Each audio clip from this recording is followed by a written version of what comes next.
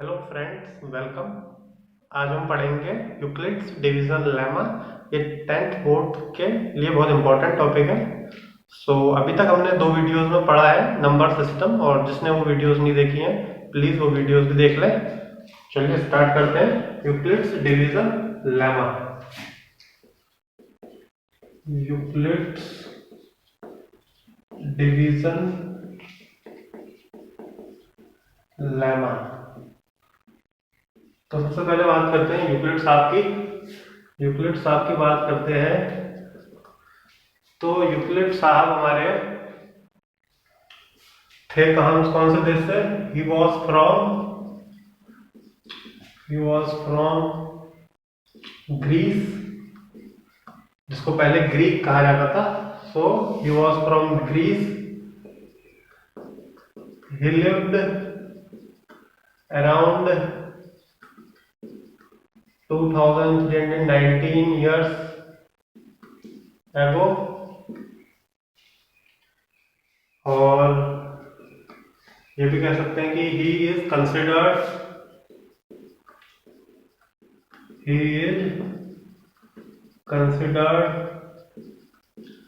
as the father of geometry। ठीक है। अब डिवीजन के बारे में तो हम लोग बचपन से ही जानते हैं, डिवीजन कैसा होता है। एक बार डिवीजन भी देख लेते हैं। डिवीजन एक ऑपरेशन है। जैसे 23 को आप डिवाइड करेंगे मान लीजिए 6 से, तो 6 इंटू 3 18, रिमाइंडर आपके पास बचेगा 5। ठीक है। तो इसमें 23 क्या है? 23 बेसिकली आपका क्या है? डिविडेंड, जिसको हम डिवाइड कर रहे हैं। डिविडेंड है 23। डिवाइजर क्या है हमारे पास? 6, जिससे हम डिवाइड करते हैं। कोशेंट होता है जितनी बार पूरी बार जाएगा। 6 3 18, 6 4 24 होगा, तो 6 3 कंप्लीट 3 बार जाएगा, और रिमाइंडर है आपके पास 5। ये सबको पता है। ठीक है। और आपको ये भी पता होगा कि जो आपका डिविडेंड होता है इक्वल्स टू क्या होता है? Divisor into quotient plus remainder. ये भी हमको पता है। ठीक है। जैसे इसमें ही है 23 किसके बराबर हो जाएगा? 6 इंटू 3 18 प्लस 5 अगेन 23। ठीक है। ये तो सिंपल डिवीजन की प्रोसेस है आपके पास। अब बात करते हैं लेमा की। लेमा क्या होता है? तो लेमा की डेफिनेशन हम लोग लिख लेते हैं पहले। Lemma is a proven statement, एक प्रूवन स्टेटमेंट है विच इज यूज्ड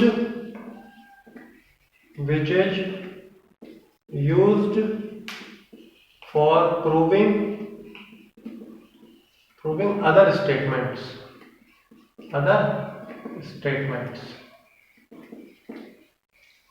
ठीक है। अब हमारा टॉपिक था यूक्लिड्स डिवीजन लेमा। यूक्लिड के बारे में जान लिया हमने, डिवीजन देख लिया। लेमा क्या होता है? Proven statement which is used for proving other statements. तो अब जैसे हमने यहाँ पे देखा है dividend equals to divisor into quotient plus remainder. तो यही बेसिकली क्या है आपकी यूक्लिड्स डिवीजन लेमा। अगर मैं डिविडेंड को a कह दूं और डिवाइजर को b कह दूं और कोशेंट को मैं q कह दूं और रिमाइंडर को मैं r कह दूं, तो क्या हो जाएगा? a equals to b q plus r मिल जाएगा आपको। और आपको यह भी पता है कि जो r होगा वो 0 या 0 से बड़ा होगा, बट डिवाइजर से क्या होगा? हमेशा छोटा होगा। तो जो ये है स्टेटमेंट, इसको कहते हैं यूक्लिड्स डिवीजन लेमा। देखो जैसे यहाँ पे है 23 इक्वल्स टू 6 इंटू 3 प्लस 5। तो जो ये रिमाइंडर है 5, ये क्या है? 0 हो सकता है या 0 से बड़ा हो सकता है, या फिर जो डिवाइजर है 5 6 उससे कम हो सकता है। तो जैसे यहाँ पे है 5, ऑब्वियसली 6 से क्या है? कम है। सही है। अब हम बात करेंगे इसके स्टेटमेंट की। यूक्लिड्स डिवीजन लेमा के स्टेटमेंट की मैं स्टेटमेंट लिख देता हूं पहले। तो इसका स्टेटमेंट ये हो जाएगा व्हेन टू पॉजिटिव इंटीजर्स, यहां पे लिख देते हैं statement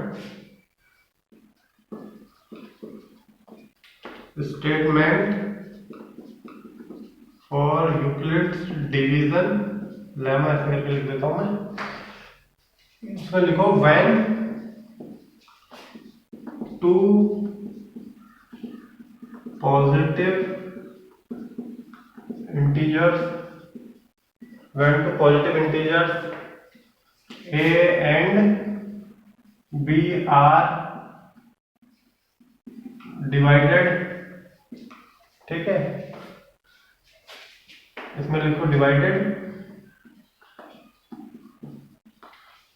we can find unique integers q and r satisfying the relation, वही रिलेशन है a equals to b q plus r, और r क्या है, 0 से बड़ा और डिवाइजर से छोटा। तो ये बेसिकली इसका स्टेटमेंट है कि जब दो पॉजिटिव इंटीजर्स है, पॉजिटिव इंटीजर्स क्या होते हैं 1 2 3 4, 0 ना तो पॉजिटिव है या नेगेटिव, और -1 से -इंफिनिटी तक क्या है, सब नेगेटिव इंटीजर्स। तो पॉजिटिव इंटीजर्स मतलब 1 2 3 4 इंफिनिटी तक, उनमें से कोई भी a and b are divided, then we can find unique integers. तब हमें यूनिक इंटीजर्स मिलते हैं, जैसे उनके जैसा कोई और नहीं होगा। वो क्या है इंटीजर्स q एंड r, जो सेटिस्फाई करते हैं क्या relation, a equals to b q plus r, जहां पर रिमाइंडर क्या होगा 0 या 0 से बड़ा बट डिवाइजर से छोटा। देखो डिवाइजर के बराबर नहीं हो सकता, डिवाइजर के बराबर हो जाएगा तो कंप्लीट चले जाएगा। जैसे ये है 23, यहाँ पे अगर 24 होगा तो 6 into 4 सीधे 24 हो जाएगा, खत्म कहानी, 0 आ गया, ठीक है। इसलिए 0 हो सकता है बट क्या 6 नहीं हो सकता है। तो यहाँ पे क्या था 23 3 18 एंड ये 5, ठीक है। इसका मतलब ये है। अब एक क्वेश्चन जो आता है 1 मार्क्स में, वो देख लेते हैं फटाफट। मैं इसको रब कर देता हूं, आप लोग इसको लिख लीजिए, ठीक है। इसको पॉज करके लिख लो, रब कर देता हूं मैं।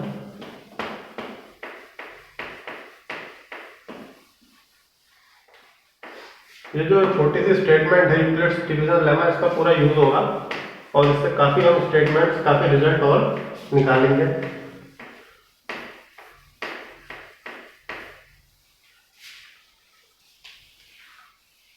चलो फिर से लिख देता हूं एक बार ये statement, a equals to b q plus r where r is greater than equals to 0 and less than b। ये है आपकी यूक्लिड्स डिवीजन लेमा। अब क्वेश्चन जो है मैं लिख देता हूं, if a equals to 3q plus r then find the possible values of r। यह आपको बताना है कि अगर a equals to 3q plus r है तो r की पॉसिबल वैल्यूज क्या हो सकती हैं। अब आपको पता है सॉल्यूशन में हमें पता है क्या, according to Euclid's division lemma a equals to b q plus r, जहां पे remainder is less than, is greater than equals to 0 and less than divisor that is b, ठीक है। तो यहाँ पे क्या हो सकता है, यहाँ पे डिवाइजर की जगह में 3 है तो 0 से बड़ा हो सकता है रिमाइंडर बट 3 से छोटा। तो 0 और 0 से बड़ा और 3 से छोटा means r could have taken 0 1 2, so r can take these 3 values, ठीक है।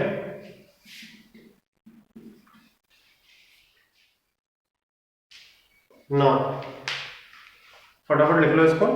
ऐसे ही बहुत सारे क्वेश्चंस बन सकते हैं, ये 1 मार्क्स में आ सकता है ये क्वेश्चन। अब हम कुछ शो करने वाले क्वेश्चन करेंगे, प्रूव करने वाले। फटाफट देखते हैं कुछ क्वेश्चन, 3-4 क्वेश्चन। तो सबसे पहला जो क्वेश्चन है वो लिखते हैं। सबसे पहला क्वेश्चन है हमारा, so that any positive odd integer. सबसे पहला क्वेश्चन होगा, so that any positive odd integer, so that any positive odd integer is of the form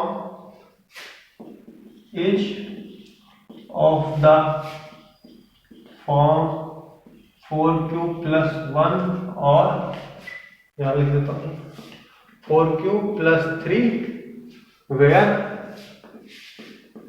where q is an integer। ठीक है, इसका सॉल्यूशन देखते हैं। देखो आपको प्रूव करना है कि जो कोई भी पॉजिटिव ऑड इंटीजर वो किस फॉर्म का होगा, 4q plus 1 या फिर 4q plus 3, जहां पे q क्या है, एक इंटीजर है। तो ये इसमें लिखेंगे, we know that a equals to bq plus r where r 0 या 0 से बड़ा और b से छोटा। Now let b equals to 4, ऐसा हम एज्यूम कर लेंगे। ठीक है कि b equals to 4 है। देखो b equals to 4 एज्यूम क्यों कर रहे हैं, a equals to 4q कुछ बनेगा आपके पास, तो यहाँ पे भी आपके पास क्या है 4q, इसलिए यहाँ पे 4 है, इसलिए आप b को क्या ले रहे हैं, 4 ले रहे हैं। अगर कोई और नंबर होगा तो, या कोई और इंटीजर होगा तो आप वो लेंगे। ठीक है, तो क्या बनेगा आपके पास, अगर b इक्वल टू 4 होगा देन r क्या हो जाएगा, 0 से बड़ा और 4 से छोटा। सो देन r की वैल्यू हो जाएंगे आपके पास 0, 1, 2 एंड 3। ठीक है, अगर रिमाइंडर 0 या 0 से बड़ा है, 4 से छोटा होगा तो रिमाइंडर क्या क्या हो सकता है, 0, 1, 2 या 3। 4 केसेस बनेंगे, तो चारों केस देख लेते हैं हम। केस 1 है when remainder r equals to 0। जब रिमाइंडर आपके पास 0 है तो क्या होगा, ऊपर देखो a इक्वल्स टू b की वैल्यू क्या है 4, a इक्वल्स टू 4q, और रिमाइंडर की जगह पर तो 0 आ जाएगा तो a इक्वल्स टू 4q रह जाएगा। तो ये हो गई आपकी पहली इक्वेशन। ठीक है, पहली इक्वेशन भी हो गई। और इसमें हम ये भी कह सकते हैं कि क्या, अगर q कोई भी इंटीजर है उसको 4 से मल्टीप्लाई करेंगे तो वो कैसा बन जाएगा, इवन आएगा। जैसे q 1 है, 2 है, 3 है या फिर 4 है, तो 4 से 1 को मल्टीप्लाई करोगे तो आप 4 आ जाएगा। 4 इंटू 2 8, 4 3 12, 4 इंटू 4 16। तो क्या मिल रहा है आपको, 4, 8, 12, 16, जो कि क्या है, एक इवन इंटीजर मिल रहा है। तो जब a इक्वल्स टू 4q होगा तो बेसिकली हमें क्या मिल जाएगा, एक इवन इंटीजर। तो इक्वेशन हटा देते हैं, हम यहाँ पे लिख देते हैं इवन इंटीजर। ठीक है, अब देखते हैं केस 2। देखते हैं व्हेन r इक्वल्स टू 1। देखो 4 केसेस है ना, तो चारों लेने पड़ेंगे इसमें आपको। तो व्हेन r इक्वल्स टू 1, उस केस में क्या हो जाएगा, a equals to 4q plus 1। अब देखो a इक्वल्स टू 4q क्या था, इवन इंटीजर था। अब उसमें आप एक ऐड कर देंगे तो वो क्या हो जाएगा, ऑड इंटीजर। ठीक है, वैसे ही केस 3, बहुत सिंपल सवाल है ये। व्हेन r इक्वल्स टू 2, मगर आपको लिखना पूरा मेथड से लिखना है पूरा, ताकि कहीं पे भी आपके नंबर ना कटे। सही है, और जब r इक्वल्स टू 2 होगा तो a इक्वल्स टू क्या हो जाएगा, 4q प्लस 2। अब देखो 4q प्लस 1 ऑड इंटीजर है, तो एक नंबर और जोड़ दिया तो उसमें क्या बन जाएगा, फिर से इवन बन जाएगा, इवन इंटीजर। ठीक है, केस 4 ले लेते हैं, जो लास्ट केस है हमारा। केस 4 है व्हेन r इक्वल्स टू 3, तो a equals to 4q plus 3, जो कि क्या है, फिर से ऑड इंटीजर। ये ऐसा है ना, जैसे a इक्वल्स टू 4q क्या है, इवन इंटीजर, क्योंकि 4 से मल्टीप्लाई करके इवन आ जा रहा है। अब एक और जोड़ोगे, जैसे मान लो इवन इंटीजर आ गया, मान लो 2 आ गया, अब उसमें एक और जोड़ दिया, कितना हो गया 3, 3 क्या है ऑड, उसमें 4 क्यू प्लस 1 4 क्यू प्लस 2, इसमें एक और जोड़ दोगे तो क्या आ जाएगा 4 आ जाएगा। ठीक है, तो ये इवन इंटीजर ऐसे है ये। तो इन चारों केसेस में आपको हमने देखा कि ऑड इंटीजर कब मिल रहा है हमें, जब एक ही वैल्यू क्या है 4 क्यू प्लस 1 या फिर 4 क्यू प्लस 3। तो वही वो क्वेश्चन में पूछ रहा था कि so that any positive odd integer is of the form, any positive odd integer, positive odd integer ये है is of the form 4 Q plus 1 और 4 क्यू प्लस 3, जहां पर क्यू क्या है कोई भी इंटीजर है। Hence it is clear from, it is, ये सब लिखना है, it is clear from above cases, hence it is clear from above cases that any positive odd integer is of the form 4 Q plus 1 और 4 Q plus 3।